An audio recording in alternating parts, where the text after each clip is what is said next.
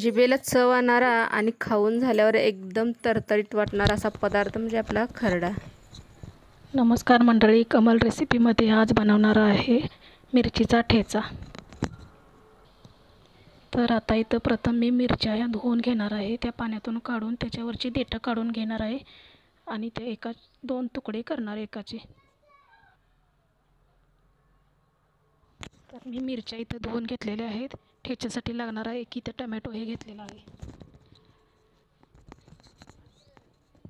आणि ते लसूण ही एक गड्डा घेतलेला आहे।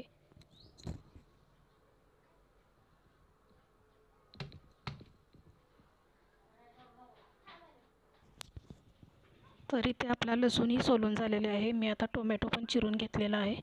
आता मुठभर शेंगदाणे वापरणार त्यात। हे मी ते शेंगदाणे मुठभर घेतलेले आहेत। तर मी आता गॅस चालू करून त्यावरती कढई ठेवलेली आहेत। त्यात आता मिरच्या भाजून घेणार आहे। तर मी आता मिरच्या भाजून घेणार आहे। कढईमध्ये टाकलेली आहे हिरवी मिरची मी। त्यावरती आता तेल सोडणार आहे।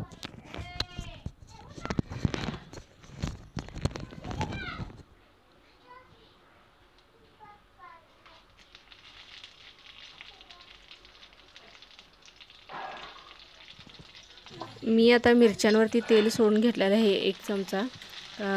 तेल घातल्यानंतर आपल्याला मिरच्या चांगल्या चटचटीत भाजून घ्यायच्यात। असं मिरच्यांना काळे काळे थोडेसे डाग पडले पाहिजेत, त्यावेळेस मिरची चांगली भाजते। आता मिरची थोडी थोडी भाजत आली, त्यामध्ये मी आता टोमॅटो घालते।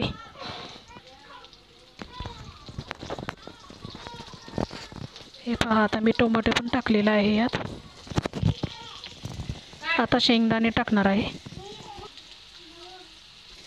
अगदी किंचित जिरे टाकणार आहे।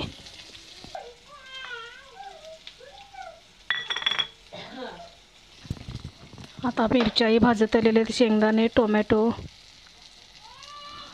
तेल टाकून असं चटचटीत भाजून घेतलेलं आहे। ह्याच्यावरती आता लसणाच्या पाकळ्या टाकणार आहे।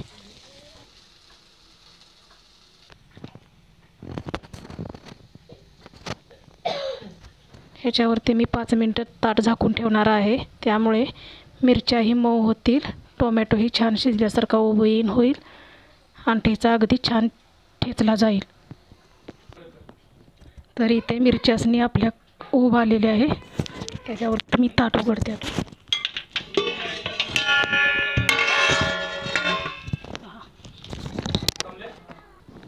तर इथे मिरच्या एका मी बाउलमध्ये काढून घेतलेला आहे। तर इथे वरून मी मीठ घालून हे थंड झाले की मिश्रण मिक्सरला बारीक करून घेणार आहे।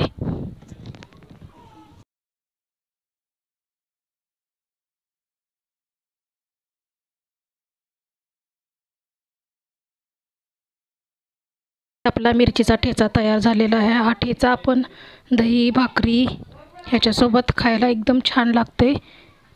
तुम्ही माझ्या पद्धतीने करून बघा आणि मला सांगा कसा झालाय ते। कमेंट नक्कीच करा आणि व्हिडिओला लाईक शेअर आणि सबस्क्राईब करा।